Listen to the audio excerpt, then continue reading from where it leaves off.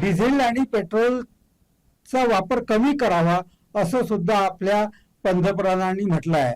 आणि हे सुद्धा अयोग्य आहे असं म्हणता येणार नाही, परंतु मला रोजच्या कामासाठी जर माझ्या गाडीमध्ये, माझ्या टू व्हीलरमध्ये मला पेट्रोल टाकावंच लागत असेल, तर जितकं पेट्रोल मला रोजचं लागतं त्याच्यामध्ये मला कशी कपात करता येईल, कारण मला रोज तर ड्युटीवर जावंच लागेल. तर त्यासाठी फक्त अनावश्यक गोष्टीवर जर खर्च होत असेल पेट्रोल आणि डिझेल, तर त्याच्यावर तुम्हाला नियंत्रण आणता येईल.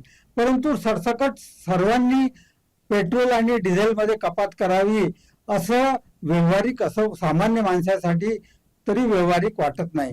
परंतु शासकीय स्तरावर आपण पाहतो की मंत्र्यांचे मोठमोठे ताफे असतात, त्यांच्यासोबत त्यांचे कार्यकर्ते आणि अधिकारी यांची वाहनं सुद्धा असतात, आणि त्याच्यामध्ये सुद्धा मोठ्या प्रमाणात पेट्रोल आणि डिझेलचा व्यय होत असतो.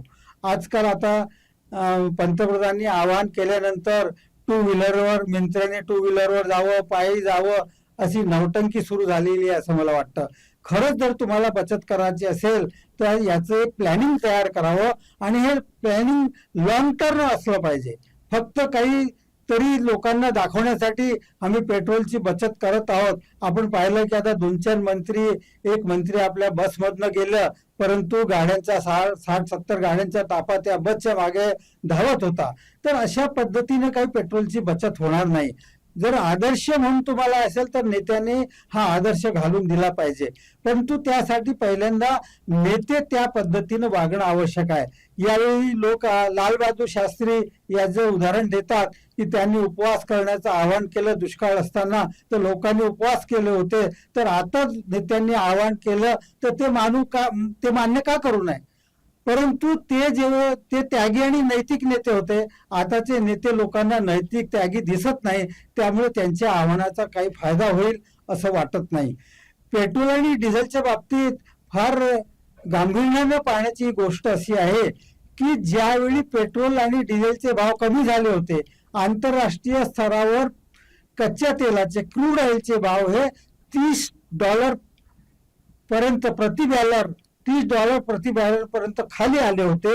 अशा वेळी त्याचा फायदा आपल्या सरकारने जनतेला दिला नाही, किंवा ज्या पेट्रोलियम कंपन्या त्यांना सुद्धा मिळू दिला नाही. सरकारने काय केलं? टॅक्स मोठ्या प्रमाणात वाढवला आणि आपली तिजोरी त्यावेळी भरली. त्यामुळे सरकारने आता असं म्हणणं की बा आता भाववाढ झालेली आंतरराष्ट्रीय स्तरावर, त्यामुळे पेट्रोलियम कंपन्या घाट्यात जात आहे. परंतु ह्या घाट्यात जाण्याला कारणीभूत सरकारचं हे मोठ्या प्रमाणात टॅक्स वसूल करण्याचं धोरण आहे. सरकारनं आपलं टॅक्स कमी करावा. तेव्हा जर सरकारनं हे टॅक्स न वाढवला, त्याचा फायदा जनतेला दिला असता, तर जनतेकडे काही पैसे शिल्लक राहिले असते. त्याचा फायदा या सरकारी ज्या पेट्रोल कंपन्या आहे यांना दिला असता, तर त्यांच्याकडे आज सरप्लस अमाऊंट आली असती आणि घाटा झाला, आता घाटा होत आहे अशी ओरड करण्याची गरज पडली नसती. तर या गोष्टीचा सुद्धा सरकारनं विचार केला पाहिजे. जेव्हा ही जे आपलं इराण, इस्रायल आणि अमेरिकाचं युद्ध आहे, हे काही उद्या काल निर्माण झालेलं नाही आहे. हे 6-7 महिन्यापूर्वी युद्ध सुरू झालं होतं आणि तेव्हापासून ही टंचाई निर्माण झालेली होती.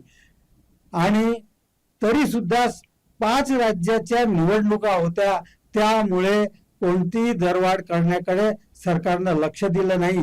आता इलेक्शन झालं आणि लगेच भाववाढ करण्यात येत आहे. तर अशा पद्धतीनं निर्णय घेणं हे योग्य नाही. अर्थव्यवस्थाची काय गरज आहे त्याप्रमाणे त्या वेळीच निर्णय घ्यायला पाहिजे होते, परंतु त्यावेळी निर्णय न घेता आता निवडणुका झाल्यानंतर हा जो बोजा आहे जनतेवर टाकणे योग्य नाही. पेट्रोल आणि डिझेलची किंमत वाढली की वाहतुकीचा खर्च सुद्धा वाढतो आणि त्याच्यामुळे महागाई सुद्धा वाढते.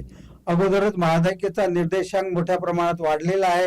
जनता महागाईमुळे त्रस्त झालेली आहे आणि त्यामुळे आणखी महागाईचा बोट त्यांच्यावर टाकणं योग्य नाही. हा जो दरवाढीचा बोजा आहे हा सरकारनं सहन केला पाहिजे आणि जनतेला राहत किंवा दिलासा देण्याची गरज आहे.